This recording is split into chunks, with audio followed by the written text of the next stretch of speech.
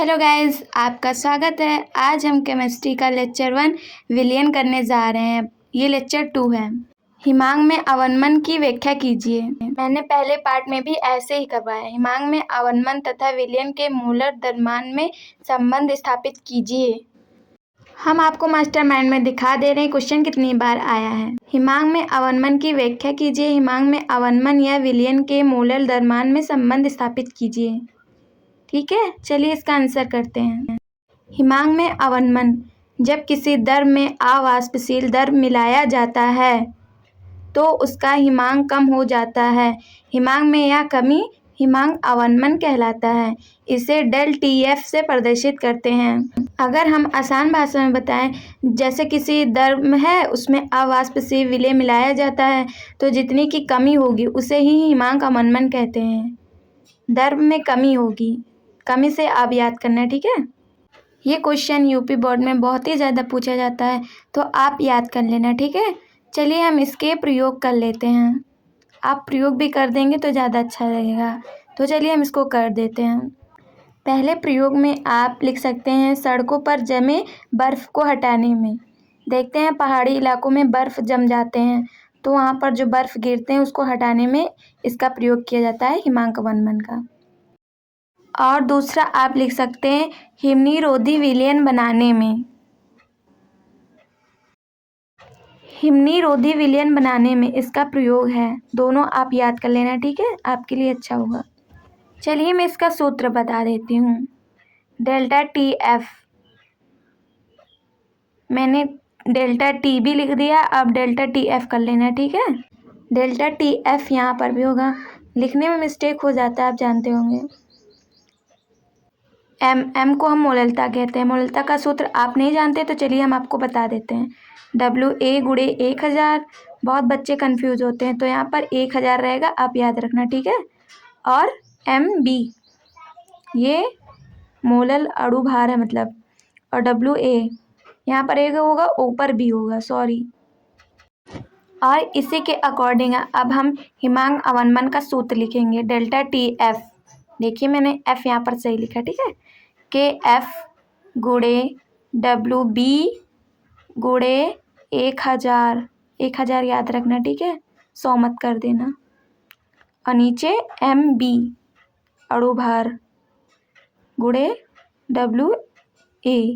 WB को हम विलायक का भार कहते हैं और WA को हम विलेय का भार कहते हैं, ठीक है। और इसी को हम हिमांक में अवनमन का सूत्र कहते हैं। आप इसको याद कर लेना और इसके प्रयोग को भी याद कर लेना। अगर आप ऐसे आंसर लिखते हैं तो आपको बहुत ही ज़्यादा अच्छा नंबर मिलेगा, ठीक है, और आंसर भी भरा भरा लगेगा। तो चलिए हम दूसरा क्वेश्चन करते हैं, इसको आप देख लीजिए अच्छे से। दूसरा क्वेश्चन करते हैं, चलिए। ये हमारा दूसरा क्वेश्चन, पार्ट 1 विलयन, और लेक्चर भी 2 ही है। क्वथनांक में उन्नयन से आप क्या समझते हैं? क्वथनांक में उन्नयन, मैंने जो हिमांक में अवनमन कराया एकदम सेम ही क्वेश्चन है। क्वथनांक में उन्नयन, जब विलयन में अवाष्पशील विलय मिलाया जाता है तो उसका क्वथनांक बढ़ जाता है, उसे क्वथनांक उन्नयन कहलाता है। किसी विलयन के क्वथनांक में उन्नयन उसके मोलर सांद्रण के समानुपाती होता है। चलिए मैं एक बार आपको और समझा देती हूँ। क्वथनांक में उन्नयन, जब विलयन में अवाष्पशील विलय मिलाया जाता है तो उसके क्वथनांक में मतलब जितनी की वृद्धि होती है या बढ़ता है तो उसे क्वथनांक उन्नयन कहते हैं। चलिए मैं इसका सूत्र भी आपको करा देती हूँ। डेल्टा TB प्रोपोर्शनल M मतलब मोललता। मोललता, स्मॉल m को मोललता कहते हैं, आप याद रखना। और प्रोपोर्शनल का साइन हटाएंगे तो delta TB equals to KB M हो जाएगा, M मोललता। और मोललता का सूत्र हमने आपको बताया हिमांक में अवनमन, एकदम सेम रहेगा।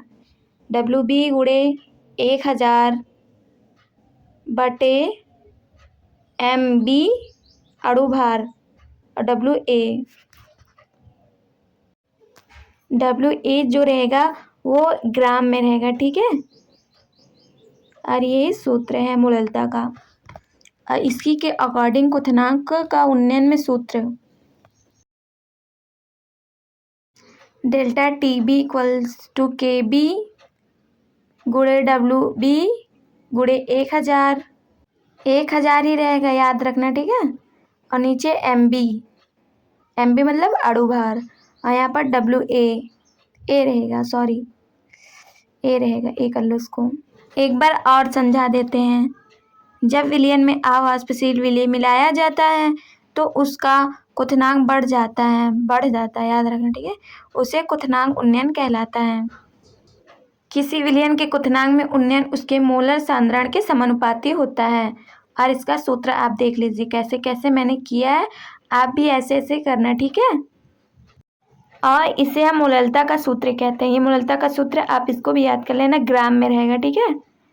और ये क्वथनांक उन्नयन का सूत्र है।